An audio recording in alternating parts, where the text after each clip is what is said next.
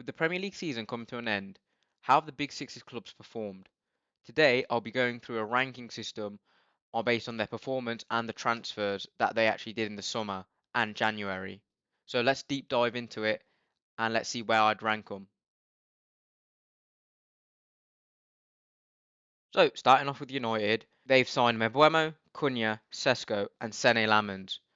Now, after Ruben Amorim getting sacked back in January and Michael Carrick becoming their interim manager, who's now just been confirmed as their permanent manager, I think they've been absolutely fantastic, each of the signings. I mean, Abuemo started off really well. He'd had a bit of a dip in form, but I definitely think he's been absolutely solid. Cunha's just been absolutely fantastic as well. Again, that United team of a front three of Buemo, Cunha, and Sesko, they've really just been at it, scoring loads of goals and just been absolutely phenomenal under Michael Carrick. A great counter-attacking team, and with Sene Lammens actually coming in as their goalkeeper, I think they've just really upgraded from Anana. And again, they've gelled in really well, and for that, I definitely give them a B tier. They've still got a lot to look at, but next season they've got a bright future ahead of them.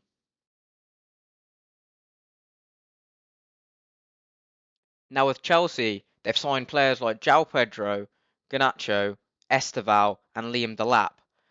And if I'm being honest, they've missed out on Europe. They started off great under Ender Maresca, and after him just getting sacked and getting Liam Rosinia in, they just haven't performed. And honestly, I think João Pedro has been brilliant. I think he's been fantastic despite Chelsea missing out on Europe.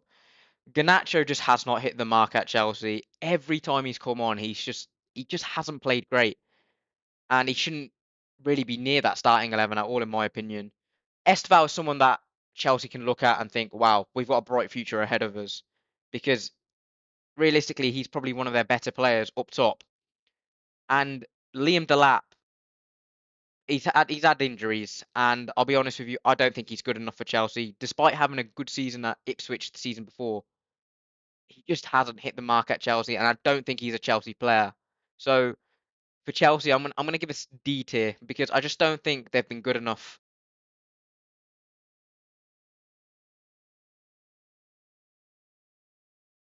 With Arsenal, they've added players like Madueke, Zubamendi, Gyökeres, Mosquera, and Hinnekap on loan, who I think they've just triggered the loan clause, and Eze as well. I think Arsenal are in a position of absolute menace.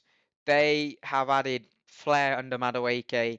They've been fantastic at controlling the midfield under Zubamendi, and Mosquera is someone that they've got a spare backup in a defender. And with Eze and Hinnekap coming in, they've just been absolutely phenomenal. I think they've just performed in every department in that team, and adding players like that gives Arsenal a massive edge into finally getting their first Premier League title in almost 2 decades.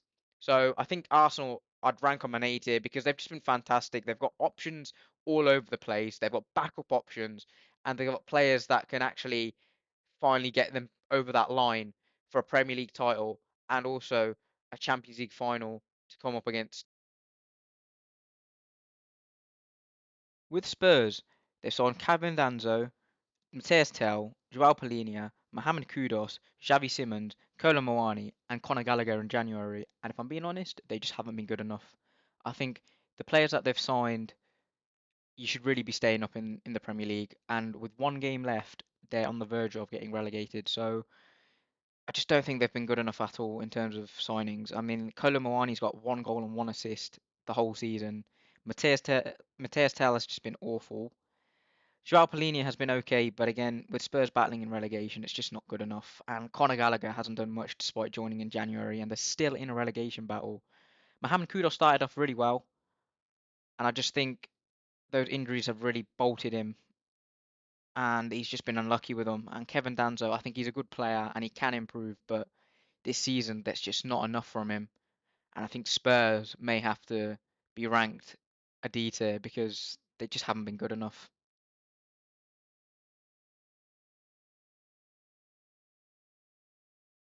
With Manchester City, they've signed players like Ryan Cherky, Tiani Reinders, Donnarumma, Mark Gahey, Aid Nuri, and Antoine Semenyo. And they're sitting second at the moment, but they've been absolutely fantastic. I mean, Ryan Cherky has been brilliant.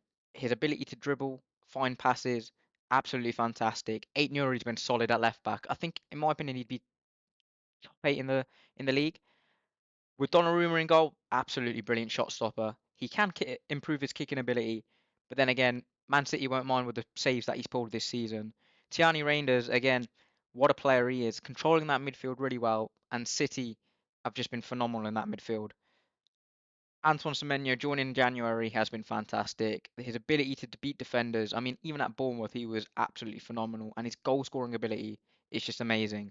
And with Mark Gahey, I think he's one of the best centre backs in the league, and even in the world, maybe, because the way he plays and his ability and his IQ, absolutely fantastic defender.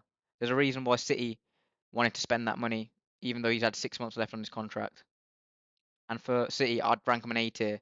They've been absolutely fantastic this season and pushed Arsenal to the very edge.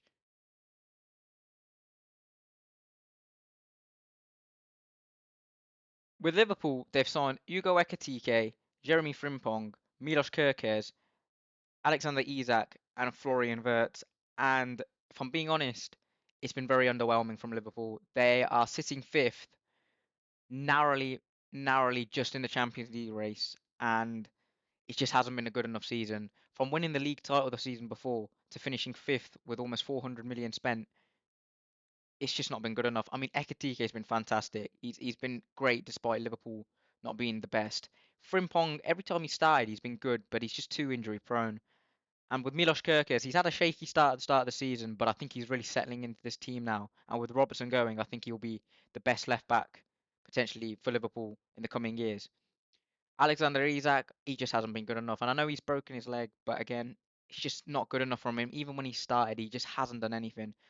With Wirtz, I feel like he's been a bit inconsistent. Some games he's been great, some games he just hasn't hit the mark. And for 115 million pounds spent on him, he just hasn't hit that mark, has he? So for Liverpool, I want to give him a D tier. I just don't think they've been good enough for the transfers that they've spent and the amount of money they've spent.